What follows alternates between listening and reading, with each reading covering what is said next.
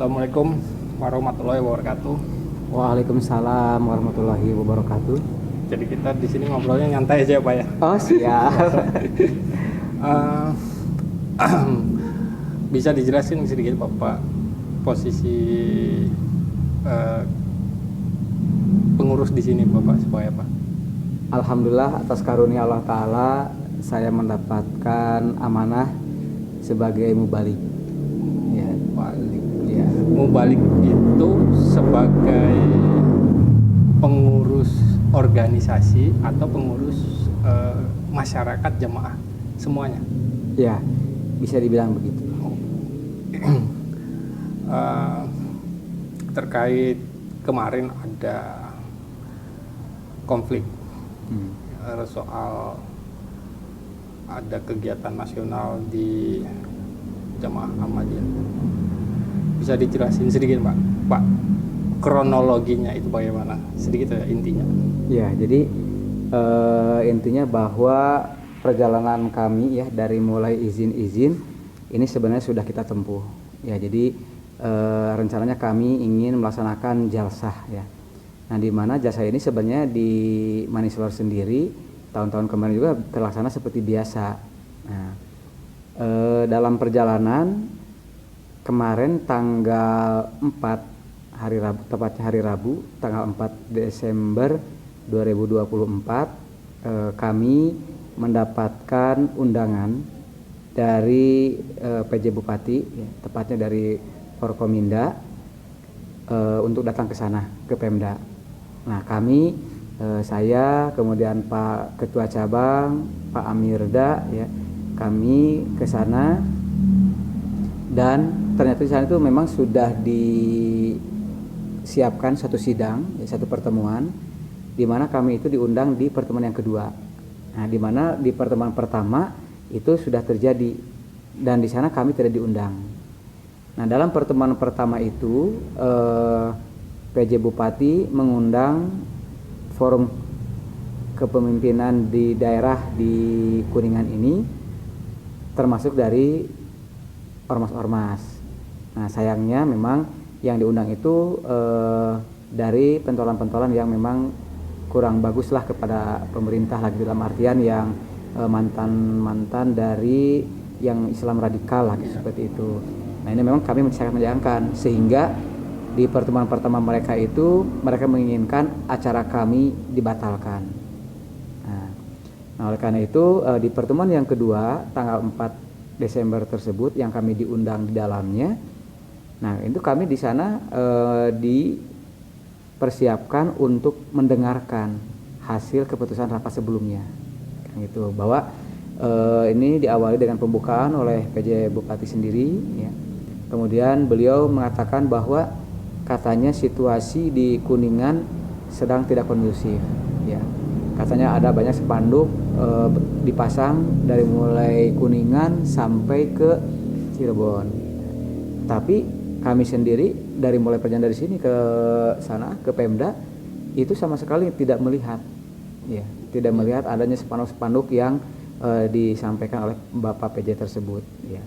Jadi Bapak PJ ini seolah-olah menyatakan kondisi daripada Kuningan itu tidak baik-baik saja. Nah, oleh karena itu beliau menginginkan jalsah dihentikan. Nah, kemudian beliau juga bertanya juga kepada unsur-unsur yang lain ya, seperti dari Kemenagnya, kemudian Kapolresnya ya, kemudian dari Kodimnya, kemudian dari beberapa perwakilan dari ormas-ormas lain.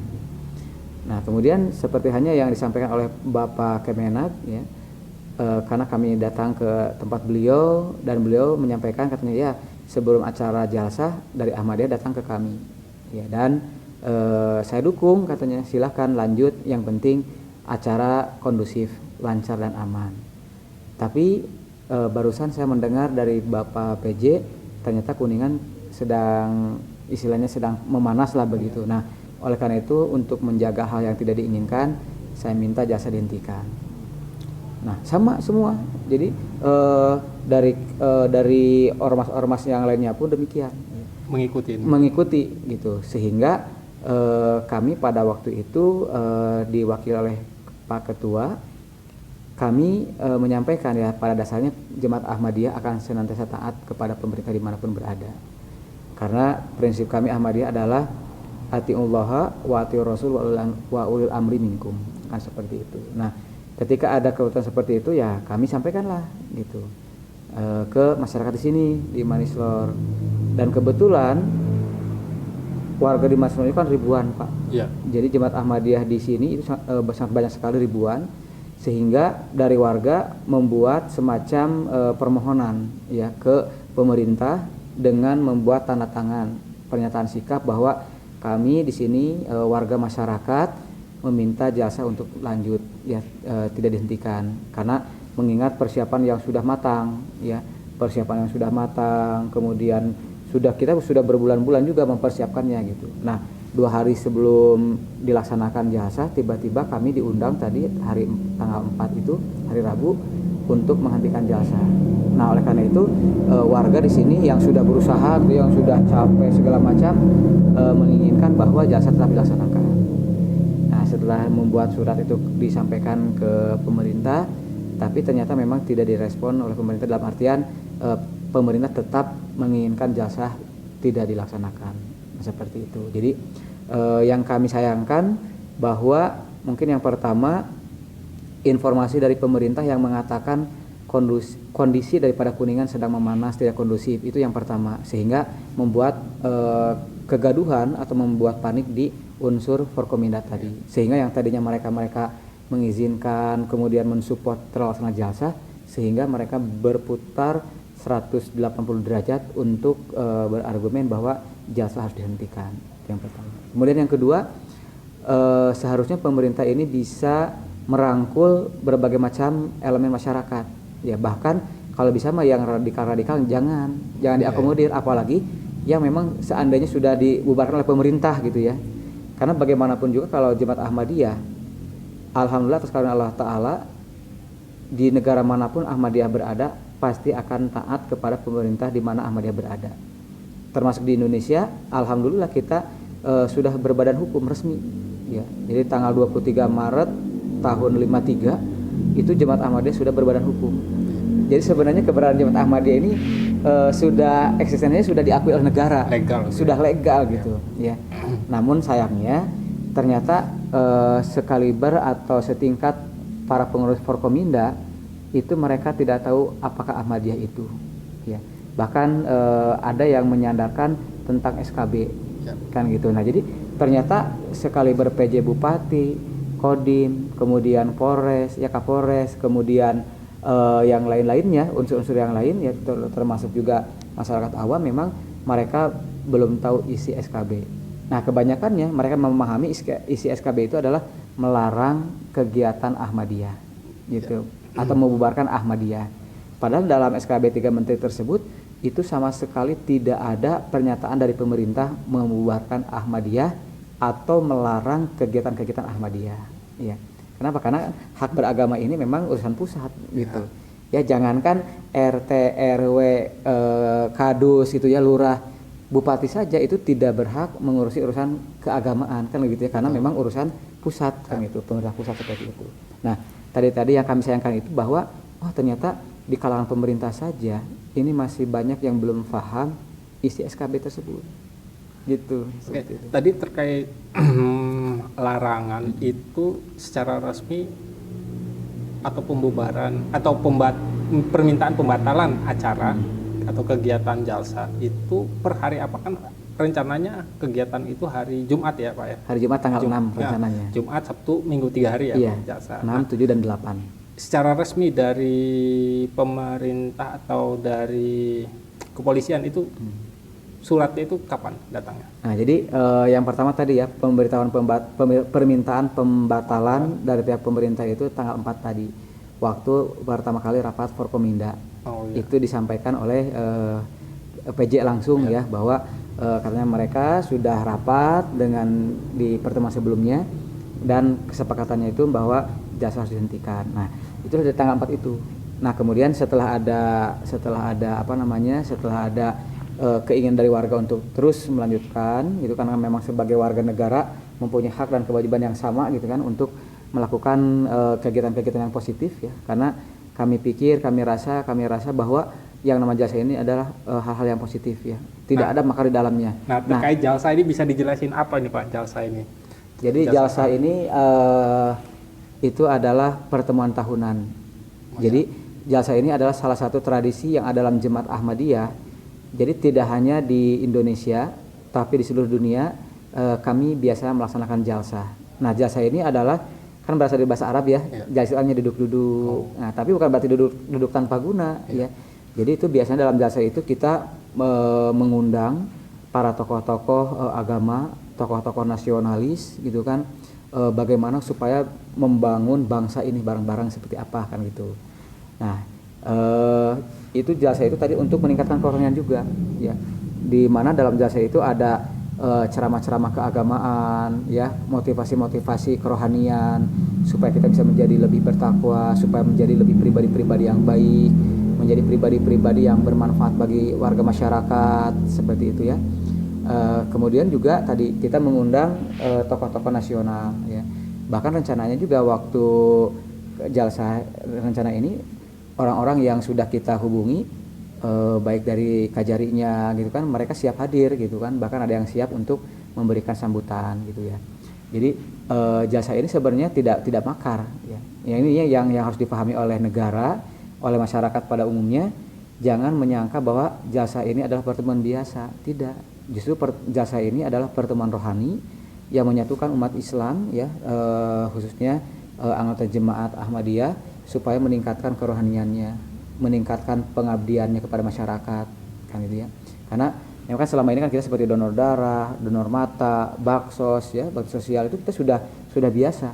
Nah, dengan adanya jalsa itu adalah satu momen, satu saat kita dapat memotivasi para anggota untuk lebih baik lagi dalam masyarakat gitu, dalam pengkhidmatannya, dalam ibadahnya gitu, dalam hal ketakwaannya gitu. Jadi yang namanya jalsa itu tadi bukan pertemuan biasa, tapi memang pertemuan rohani yang bertujuan untuk meningkatkan kerohanian kita seperti itu. Dan jalsa tahun ini itu tingkat nasional terpusat di sini di Kuningan gitu Pak. Ya, jadi memang seperti hanya tahun-tahun sebelumnya, jalsa di sini kan lancar biasa gitu, dan dari apa juga tidak masalah. Sebenarnya dari awal tidak ada masalah ya.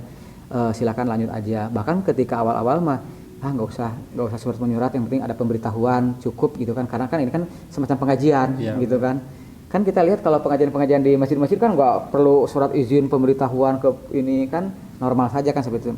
Namun memang karena mungkin jumlah gitu ya, karena jumlah ini kan kita kan di sini aja Pak anggota itu ribuan Pak, banyak.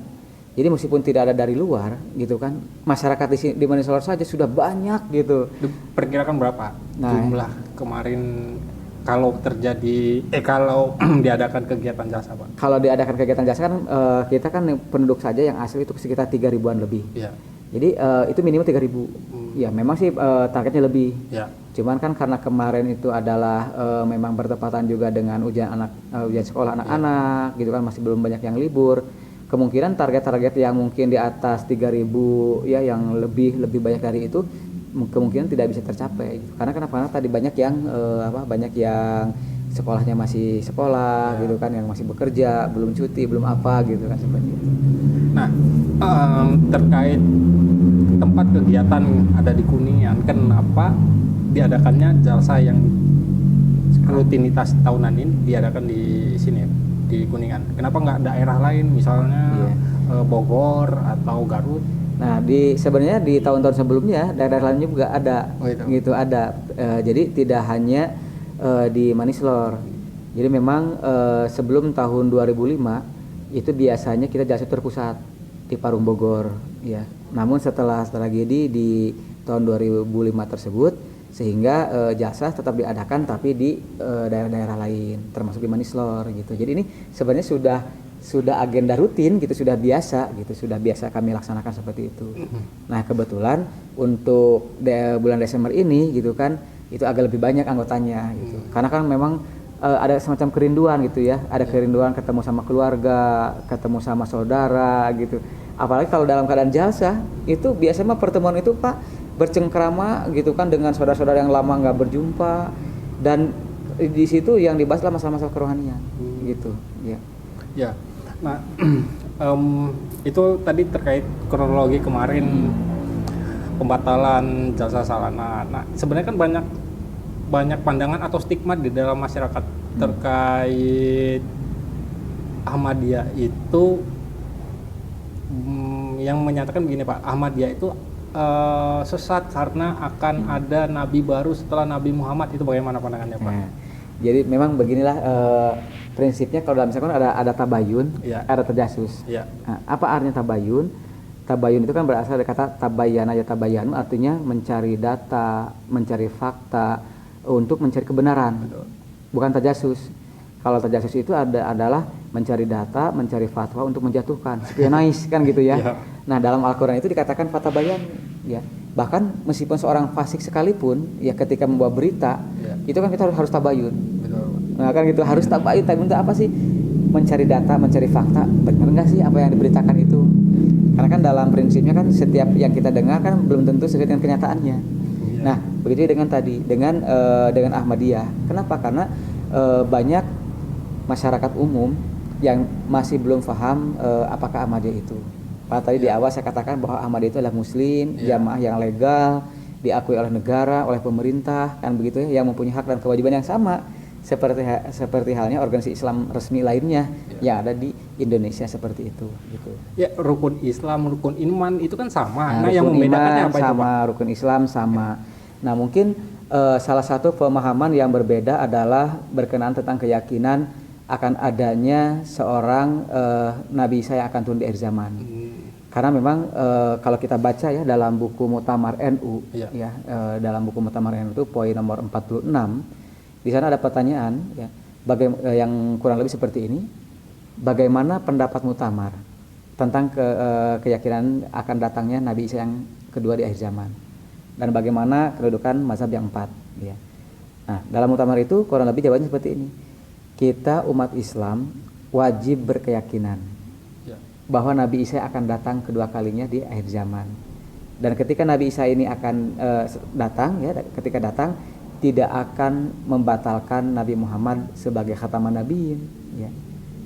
Dan ketika Nabi Isa ini datang atau Imam Mahdi datang, maka mazhab yang 4 hapus. Ya. Nah, jadi inilah salah satu yang menjadi perbedaan mungkin ya, salah satu bahwa Islam pada umumnya, umat Islam pada umumnya mereka sedang menunggu-nunggu sosok yang dijanjikan akan datang Imam ya. Mahdi, ya. Nah, ya Imam Mahdi atau Nabi Isa. Sedangkan kami Jemaat Ahmadiyah berkeyakinan bahwa sosok yang dijanjikan itu telah datang. Telah datang itu ada pada Telah sosok datang pada wujud pada sosok Hazrat Mirza Ghulam Ahmad Salam, pendiri Jemaat Ahmadiyah ini gitu. Jadi Rasulullah SAW beliau bersabda la Mahdiyah ila Isa, yang artinya bahwa tidak ada Mahdi kecuali Isa. Artinya Imam Mahdi yang akan datang di akhir zaman dan juga Nabi Isa yang akan datang di akhir zaman yang telah dinubuatkan oleh Rasulullah SAW itu satu orang. Nah gitu. Jadi kalau mungkin di Muhammadiyah itu ada satu tokoh ya yang bernama Dawam Raharjo. Ya. Itu kan kita kenal beliau ada Profesor Dr. Dawam Raharjo. Ya. Jadi bukan berarti ada dua Dawam Raharjo, yang satu profesor, yang satu doktor gitu. Tapi satu orang, Pak Dawam itu kan mempunyai 2 gelar, profesor dan juga doktor. Jadi Profesor Dr. Dawam Raharjo. Nah seperti itu. Nah begitu juga dengan Imam Mahdi atau Nabi Isa itu. Nah kami Jemaat Ahmadiyah meyakini bahwa sosok yang akan datang itu satu orang, tapi punya 2 gelar. Beliau adalah Hazrat Imam Mahdi Masih Salam yang pendiri Jemaat Ahmadiyah ini. Nah oleh karena itu di dalam suatu kesempatan pendiri Jemaat Ahmadiyah beliau mengatakan begini, Imam Mahdi atau Nabi Isa yang akan datang, yang dikabar gaib kan Rasul akan datang di akhir zaman ini, akulah orangnya. Jadi kata beliau, kalau kalian yang tidak beriman, yang tidak percaya, seandainya kalian beranak cucu dan cucu kalian juga begitu seterusnya dan terus dan seterusnya, nggak akan datang lagi, kan akulah orangnya. Nah jadi gini Pak, itu datangnya dari dia dapat itu dari mengakui sisi dirinya sebagai Imam Mahdi, itu datang dari wahyu kah atau dari apa Pak? Jadi gini Pak, setiap nabi dari mana kita mengetahui bahwa itu nabi? Ya. Setiap rasul dari mana kita mengetahui itu rasul? Karena ada pengakuan dari pribadi-pribadi yang bersangkutan. Seperti hanya Nabi Muhammad kan begitu ya. Kan ketika beliau mendapatkan wahyu di Gua Hiro ya, kan orang-orang Quraisy pada waktu itu wah gila katanya kan gitu, wah macam-macam gitu ya. Sampai-sampai kan Abu Bakar di panas-panasin kan sama orang-orang, wahai Abu Bakar katanya, tuh teman kamu gini katanya. Wah kan seperti itu. Nah, jadi intinya bahwa pendakwaan itu memang harus dari yang bersangkutan. Jadi begini Pak, kami para Ahmadi tidak seperti Yahudi, tidak seperti Nasrani, dan tidak seperti umat Islam pada umumnya. Dalam artian begini, tidak seperti Yahudi bagaimana? Sampai saat ini umat Yahudi, jadi umat Yahudi itu adalah umatnya Nabi Musa alaihissalam. Ya. Beliau masih menunggu Nabi Ilyas yang kedua atau Nabi Elia. Ya. Jadi kan ada nabi-nabi yang datang sebelum Nabi Musa. Salah satunya adalah Nabi Ilyas, atau di kalangan umat Nasrani disebut dengan Nabi Ilyas, Elia ya. Nah, Nabi Musa alaihissalam belum menubuatkan bahwa nanti setelah beliau akan ada Elia yang kedua, atau akan ada Nabi Ilyas yang kedua ya. Atau mungkin kalau dalam bahasa Bible mah Yahya lah gitu ya. Nah, jadi Nabi Elia ini akan datang kedua kali, baru setelah itu ada Nabi Isa. Kan begitu. Yeah. Nah, sampai sekarang umat Yahudi menolak Nabi Isa. Sampai sekarang. Kenapa? Dengan alasan Elia yang kedua belum datang. Nah, padahal kata Nabi Isa, Nabi Elia yang kedua itu sudah datang. Dalam wujud siapa? Dalam wujud Nabi Yahya alaihissalam. John the Baptist kali istilahnya. Jadi Nabi Isa itu dibaptis oleh Nabi Yahya, kan gitu. Jadi Nabi Yahya itulah yang dimaksud dengan Elia. Tapi kan umat Yahudi sampai sekarang nggak beriman bahwa Nabi Yahya itu adalah perwujudan dari Nabi Ilyas yang kedua atau Elia yang kedua. Nah gitu. Nah kemudian juga umat Nabi Isa alaihissalam kan juga umat Nasrani juga sedang menunggu-nunggu juga sosok yang dinubuatkan kan gitu. Padahal sudah datang dalam wujud Nabi Muhammad Shallallahu Alaihi Wasallam. Sampai sekarang kan tetap aja di antara teman-teman bukan ini gitu kan, ya nggak apa-apa kan gitu ya. Kalau mau menunggu juga silakan kan, tidak masalah kan gitu ya. Karena memang ini kan yang namanya agama tidak ada paksaan ya, tidak ada paksaan. Nah kemudian kami Jemaat Ahmadiyah pun sebenarnya tidak seperti umat Islam pada umumnya. Yang tadi yang menunggu-nunggu Imam Mahdi nanti akan turun di akhir zaman, padahal sudah datang dalam wujud Jemaat Ahmadiyah. Nah itu saja Pak mungkin yang salah satu yang menjadi pembeda gitu ya. Yang lain masih nunggu. Kami mas sudah berkeyakinan sudah datang. Nah, makanya termasuk mas juga silakan mau termasuk yang mana nih? Masih yang mau nunggu atau mau ikut gabung terserah gitu kan. Yang penting kewajiban saya menyampaikan gitu. Seperti itu, Pak. Seperti itu. Jadi memang kalau dalam urusan agama tidak ada paksaan ya. Jadi kami ini ya Jemaat Ahmadiyah tidak seperti perangkap tikus. Kenapa tidak seperti itu? Karena kan terkadang ada pemahaman Islam yang di luar sana yang mengatakan kalau masuk Islam satu karunia, satu luar biasa. Tapi ketika misalkan keluar dari Islam, wah murtad, huru, wah macam-macam gitu. Kalau begitu kan apa bedanya dengan perangkap tikus? Coba Pak, tikus kan? Tikus itu dia bisa masuk tuh, nggak bisa keluar. Kalau keluar dalam keadaan mati. Nah kalau kita enggak. Jadi dalam Al-Quran itu kata Allah Taala, ketika ada orang yang mengaku utusan Tuhan, maka ada dua hal yang perlu kita ada dua hal yang ada menjadi bahan pilihan bagi kita gitu ya. Kata Allah Taala, famang syaa fal yu'min, famang syaa fal yakfur. Barang siapa yang ingin silakan beriman, barang siapa yang ingin silakan ingkar. Jadi begitu Pak. Jadi ketika ada yang mengatakan oh kami ini utusan Tuhan, oh kami ini adalah Nabi Allah Taala kan gitu ya. Kewajiban kita hanya bukan kewajiban, pilihan kita ada dua. Kalau mau beriman silakan, kalau mau ingkar silakan. Kalau mau beriman konsekuensinya begini. Kalau ingkar konsekuensinya begini kan ada jelas ya.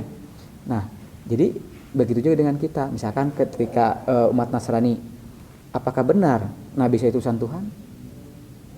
Kalau menurut Nasrani benar, tapi menurut Yahudi tidak. Begitu juga dengan umat Nabi Muhammad, ya. Apakah benar Nabi Muhammad itu Nabi yang benar? Kalau kata umat Islam benar, beliau adalah Nabi yang benar. Tapi kalau oleh umat lain, bukan yang ini, kan begitu. Mungkin palsulah segala macam lah kan gitu ya.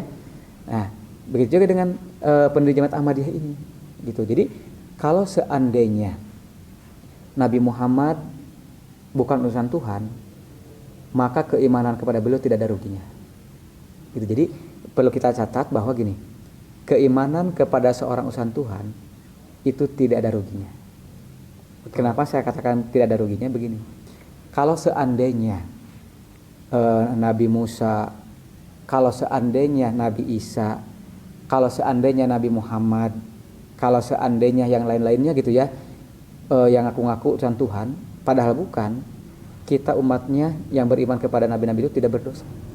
Ya. Yang berdosa adalah beliau-beliau yang ngaku dari Tuhan, kan gitu. Iya benar. Fa'ali kadzibuhu kan begitu dalam Al-Quran, kedosaannya itu atas dirinya sendiri. Tapi seandainya benar, gitu kan, beliau-beliau itu utusan Tuhan, Nabi Musa adalah utusan Tuhan, Nabi Isa adalah utusan Tuhan, Nabi Muhammad adalah utusan Tuhan gitu ya, dan kita tidak beriman, kita yang rugi.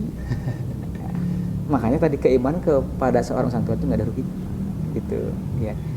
Jadi kalaupun ada yang ngaku-ngaku dari Tuhan, kita sebagai umatnya tidak boleh begini, bunuh, hancurkan, enggak usah. Kenapa? Karena ini sudah ada janji dari Allah Ta'ala ya, dalam surah Al-Ahqaf ya, Allah Ta'ala berfirman bahwa barang siapa yang mengaku datang dari kami padahal tidak, ya Allah Ta'ala sendirilah yang akan menghancurkannya gitu. Jadi bisa dibaca mungkin dalam ayat terakhir ya, dalam ayat terakhir surah Al-Ahqaf itu. Yaitu janji dari Allah Ta'ala. Jadi ketika ada orang yang mengatakan dia utusan Tuhan segala macam, biarkan aja gitu ya kan, karena nanti kalau seandainya palsu, Tuhan sendiri yang akan membinasakannya gitu, mungkin dengan cara Tuhan kan gitu ya, bukan oleh kita. Karena kan yang namanya manusia ini ketika membunuh satu orang manusia dan tidak berdosa, sama dengan dia membunuh seluruh umat manusia, kan gitu dalam Al-Quran.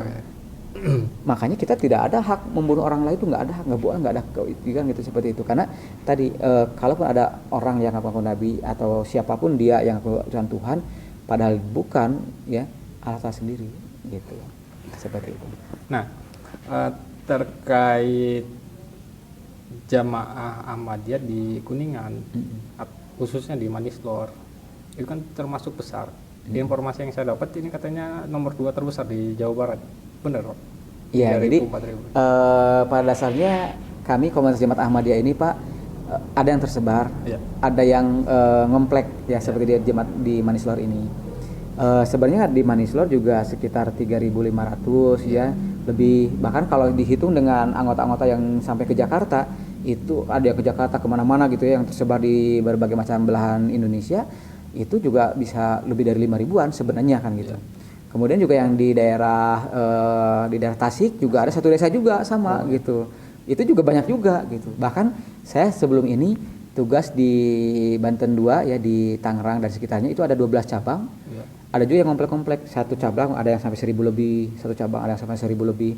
Itu kalau dihitung itu sampai 5.000 lebih di sana saja gitu. Jadi jemaat Ahmadiyah itu sangat banyak sekali Pak gitu. Dan bisa dijelasin sejarah kenapa bisa jadi jamaah Ahmadiyah itu di sini bisa jadi komplek gitu Pak? Iya, karena pada waktu itu jadi pejabat-pejabat pemerintah ya, terutama di desa gitu ya, para aparatur negara yang ada di sini itu tokoh-tokohnya pada masuk Ahmadiyah.